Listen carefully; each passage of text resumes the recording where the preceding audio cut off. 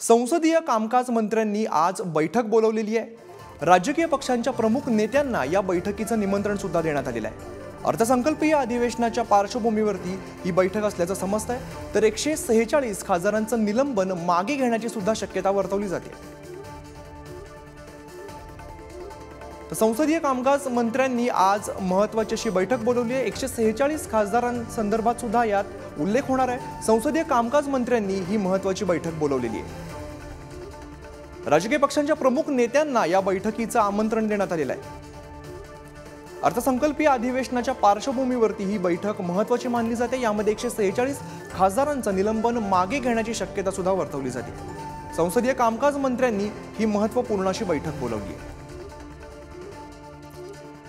या बैठकीमध्ये राजकीय पक्षांच्या प्रमुख नेत्यांना सुद्धा निमंत्रण दिलेलं आहे। त्या अर्थसंकल्पीय अधिवेशनाच्या पार्श्वभूमीवरती ही बैठक महत्त्वाची मानली जाते। या संदर्भात अधिक माहिती देतात आमचे प्रतिनिधी शिवाजी काळे। शिवाजी, संसदीय कामकाज मंत्र्यांनी महत्त्वाची बैठक बोलावली आहे, नेमकं काय काय या बैठकीत घडू शकेल?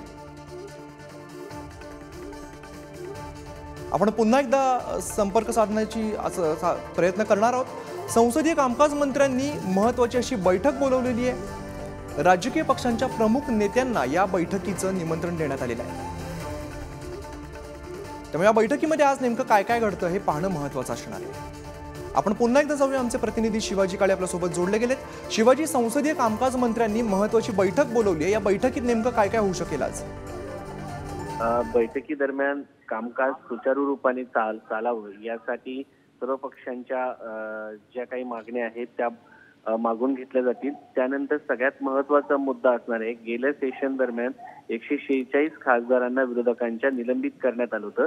त्यापैकी काही जे खासदार आहेत त्यांनी केलेल्या कृतीच्या संदर्भात संसदेच्या हक्कभंग समितीकडे हे प्रकरण पाठवण्यात आले। त्यापैकी 11 राज्यसभेतील आणि 3 लोकसभेचे खासदार आहेत आणि त्यामुळं या खासदारांचं निलंबन मागे घ्या या संदर्भाचा प्रस्ताव हा विरोधकांकडून सगळ्यात महत्त्वाचा ठेवला जाणार आहे।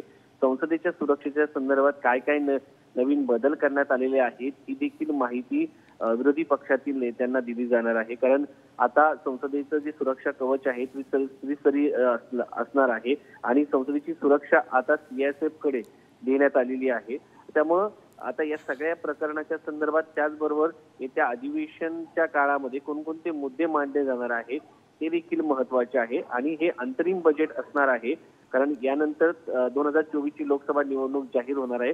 त्यामुळे या सगळ्या याच्यामध्ये विरोधक त्याचबरोबर सरकारला देखील आपली ताकद दाखवण्याची नक्की शिवाजी, त्यामुळे आजच्या बैठकीकडे लक्ष ठेवावं लागेल। धन्यवाद तुम्ही दिलेल्या सविस्तर माहितीसाठी।